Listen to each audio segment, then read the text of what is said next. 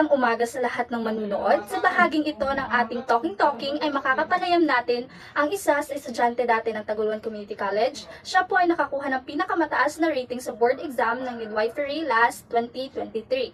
Kasalukuyan po siya ngayong resident lecturer na kung saan ay nagtuturo siya ng mga midwifery student na magtitake ng kanilang board exam. Hello po, Miss Hian. Magandang umaga. Magandang umaga din. Nagtapos ka sa course ng midwifery, tama?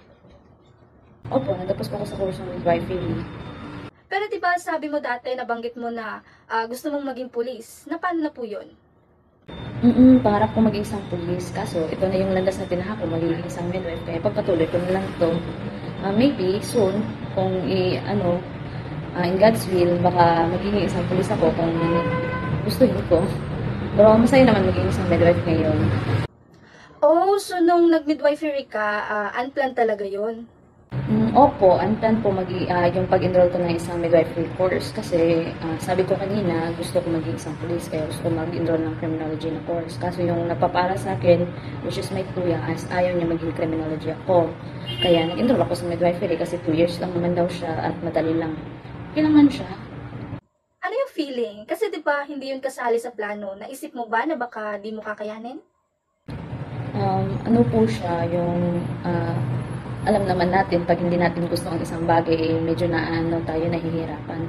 Ganun din yung naramdaman ko nung nag-enroll ako ng midwifery kasi ayaw ko talaga mag-enroll ng isang medical course kasi alam natin, mahirap. Oo, may times din na napapaisip ako na baka di ko kayanin, pero ito, graduate na po ako na isang midwife, nakaya ko po. Ano yung mga realization mo throughout the process?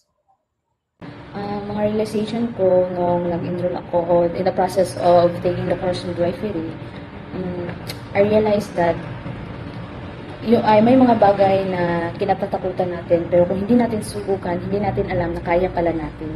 Yun yung mga pinagbubutan ko doon nung nag-aaral ako ng midwifery. Sinabi ko nung nag-enroll ako, maybe in God's will to the Lord, kaya ako nag-enroll ng midwifery dahil alam ni Lord na kakayanin ko to. Kakayanin ko magtapos ng course na ito. Nung nag-OJT ka, may mga pagkakataon ba na gusto mo nang tumigil? Oo, yung time na nag-OJT ako, yun yung pinakamahirap kasi may klase po kami doon at the same time nag-duty kami ng hospital. Alam naman natin, pag nag-duty tayo ng hospital, wala po tayong maayos na tulog kasi nag-aalala tayo ng pasyente at pagka umaga may klase po ako, napakahirap lalo na financially kasi kami po yung provide ng mga gamit namin doon sa pag-OJT. May mga times na parang sinasabi ko na sarili ko, kakayanin ko ba to Lord o hindi, pero mabait si Lord, kaya ko magtapos sa aking OJT. Ano yung mga pinanghahawakan mo nung mga panahon na yon? Nung time na nag-aaral pa ako, yung mga pinanghawakan ko na lang ng lakas ng loob is iniisip ko na lang na para to sa pamilya ko, para to sa sarili ko, para sa future ko ito. Kasi kung hindi ako magpapatuloy sa aking pag-aaral, paano na lang yung future ko? Ako yung kakawawa in the end. So, ayun na lang. Yun yung naging lakas ng loob ko. Wow, galing. Saludo po ako sa inyo, ma'am. Salamat po, ma'am. Okay po, bago tayo magtatapos, may mga tips ka ba dyan na maaari mong i-share para sa mga mag-aaral na kumukuha at kukuha pa lang ng kursong midwifery?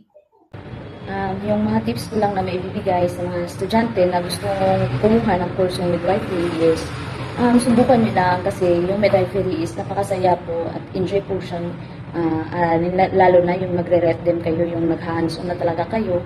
Enjoy po talaga siya. At first, mahirap talaga yung mga subjects, lalo na sa katulad ko nung nasa high school ako, wala akong kalang-alam kasi hindi po inline yung strand ko ng senior high school sa midwifery kasi yung po ako nung senior high school. Medyo mahirap siya kasi yung alam naman natin, medical course, puro science yung mga subject, medyo mahirap talaga. Pero na-amaze talaga kayo sa course of midwifery. Ayun! Miss Hian, maraming salamat sa pagbibigay mo ng oras para sa amin. Salamat po, ma'am. At ayun po mga manunood, hindi po ibig sabihin na mahirap ang proseso ay imposible na rin pong mangyari. Kailangan lang po talaga ng tiyaga para makamit ang tagumpay. Abangan po ang susunod na episode dito lang po sa Talking.